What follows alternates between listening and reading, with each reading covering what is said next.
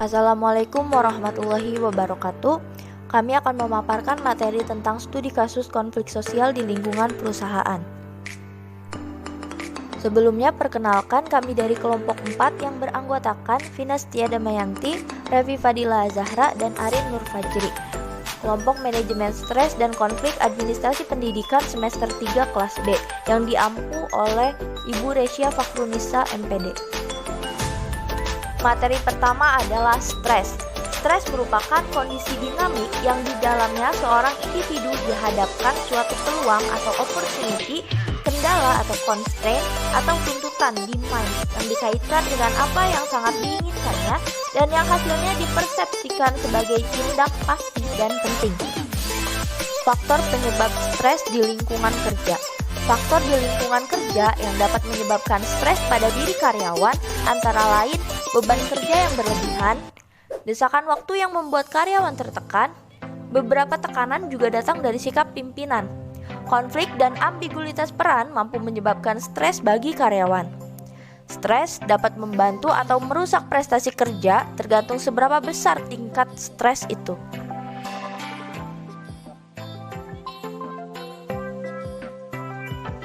Selanjutnya adalah konflik. Konflik dapat terjadi jika terdapat perbedaan di antara dua orang atau lebih. Misalnya perbedaan persepsi, persaingan, pengetahuan, tujuan, dan perbedaan lainnya yang terjadi antar individu, kelompok, atau organisasi. Setelah penjabaran dari konflik dan stres, di sini saya akan menyebutkan beberapa contoh stres dalam kerja. Pertama, intimidasi dan tekanan. Yang kedua, ketidakcocokan dengan pekerjaan.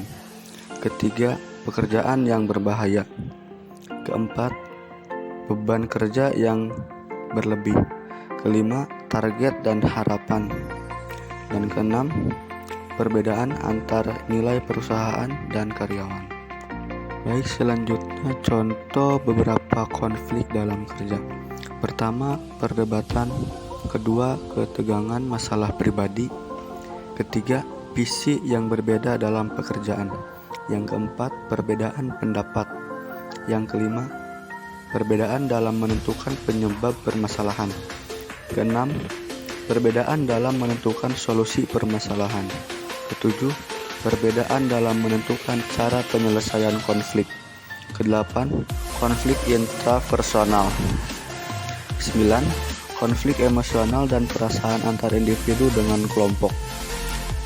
10. Konflik antar kelompok dalam organisasi yang sama. Dan yang ke-11, lelah secara mental dengan pekerjaan. Di balik konflik dan stres kerja, tentunya harus ada solusi atau penyelesaiannya. Di sini saya akan membacakan 3 contoh solusi atau penyelesaian dari stres kerja.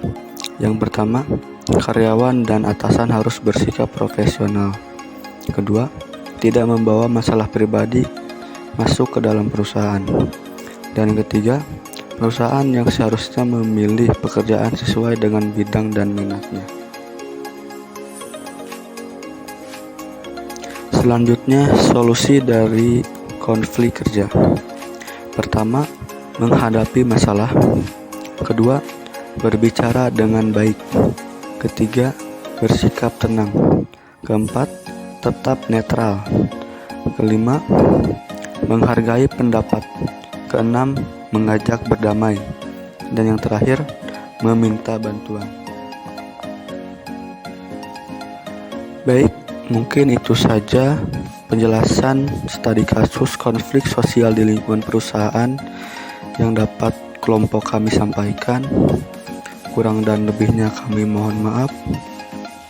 Nun wal qalami wa masturun fastabiqul khairat. Assalamualaikum warahmatullahi wabarakatuh.